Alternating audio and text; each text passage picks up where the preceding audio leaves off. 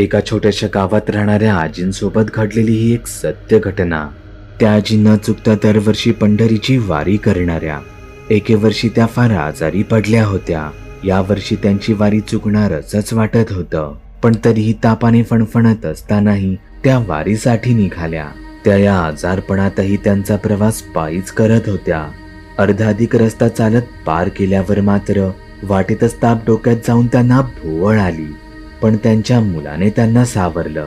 त्याने त्यांना संपूर्ण रस्ताभर आपल्या पाठीवर उचलून पंढरपूरला आणलं. त्यांनी डोळे उघडताच इतर लोक त्यांच्या मुलाचं त्यांना कौतुक सांगू लागले.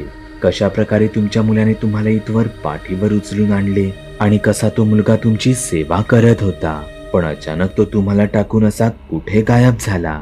हे ऐकून आजींच्या डोळ्यांतून चटकन पाणी आले, कारण त्यांना तर कोणतंच मूलबाळ नव्हतं. बागुल बुवा,